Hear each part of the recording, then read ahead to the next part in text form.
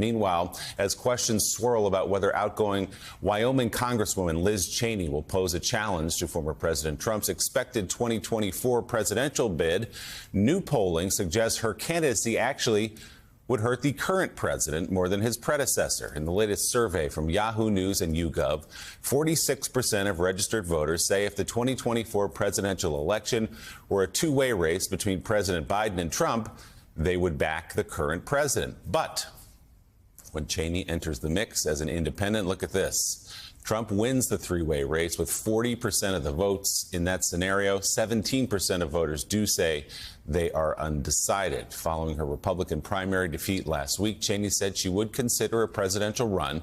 She's not said, though, whether that would be as a Republican or as an independent. So this was the suspicion of many people, at least, that if she ran for president trying to take down President Trump, she might actually take down President Biden. Exactly, because who would be the voters who would move from Donald Trump to Liz Cheney? Not that many people. If you're a hardcore committed Donald Trump voter, you don't just move over to Liz Cheney. It's taking some never-Trumpers who then don't vote for Joe Biden. So maybe she could really damage him in the Republican primary, and her presence in the Republican primary would stunt Trump, much the way that Marco Rubio was taken out by Chris Christie, perhaps, but in the general does not help Joe Biden at all. So, Sam Stein, this is why many Democratic strategists are saying applause for you, Liz Cheney, standing up to Donald Trump, leading this fight against his attempt to overturn the 2020 election. But please do not run for president. Well, let's start by stipulating that this is painfully early for 2024 conversations. But I hope. But I think I agree with all the analysis. It's hard to see how she could impact an election in the way she wants while running in that election. Elise is absolutely right. Her candidacy would draw support away from Biden by getting never-Trumpers to vote for her and not him. I think that the damage she could inflict, if that's what she wants to do, and all indications are that's what she wants to do, would be through the form of a primary bid, but even that would be so long shot at this juncture.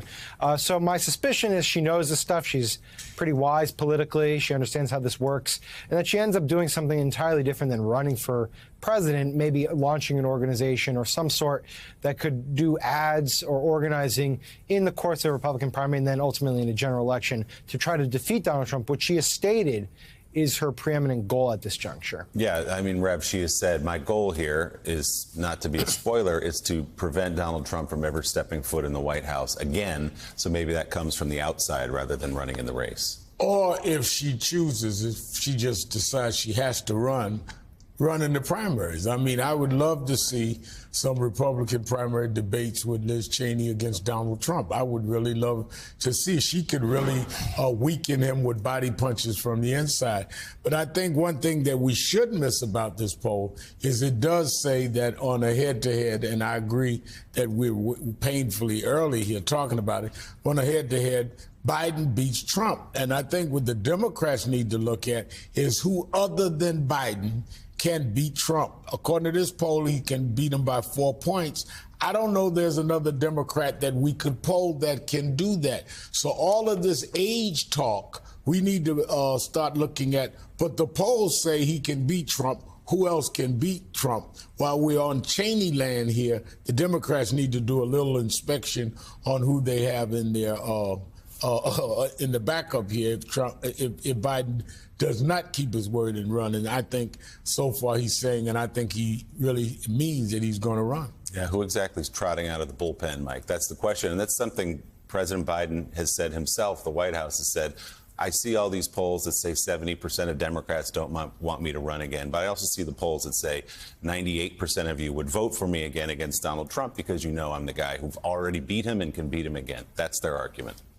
You know, as I listen to this, I'm in sort of a wistful mood, wondering, will we ever be rid of the division, the disruption, the demagoguery that is Donald Trump? We talk about him in one way or another every single day, sometimes all day long. The damage that this man has done to this country, to the institutions of government, to the business of politics and elections is almost incomprehensible to me at this time. You know, we're never talking about a Republican versus a Democrat, straight up. we're always inserting and forced to insert Donald Trump in almost every conversation. I don't know about you people. I don't know about the people out there.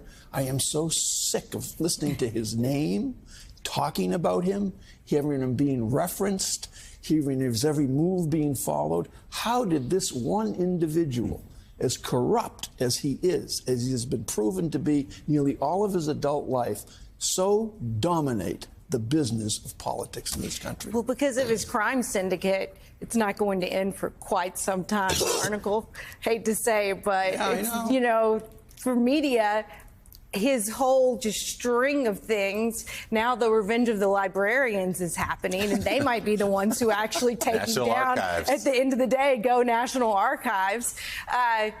But we're going to have this is going to be such an ongoing story. I do think, though, we should refer to the Republican Party as the Trump Party, just as you did earlier, because that makes much more sense. You look at the context of who some of these candidates are going into midterms, and those are Trump candidates. They're not who GOP leadership wanted to have running for office and losing Senate seats, basically. No, but I think that to Barnico's point, I think one of the reasons that we have this endless conversation about Trump is, from my view, Trump is a symptom of a lot of suppressed feelings that had never been brought to the forefront, that people now are seeing him bring out how they feel, as ugly and as archaic as they are.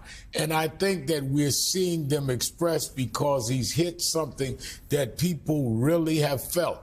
Now, I don't think he feels a lot of it himself. I think he's playing on that because he's the ultimate con man.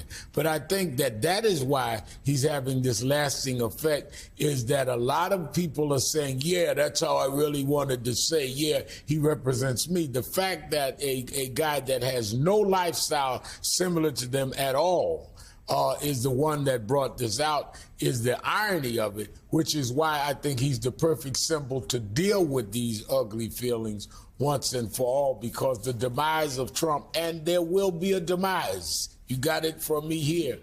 Whether it is long-term or short-term, there will be a demise. Nothing that wicked can last forever, in my opinion. But you can't. The reason we're talking about him is you can't wish him away. He's likely coming back and going to run for president again, so he'll be back with us. Sorry, Mike.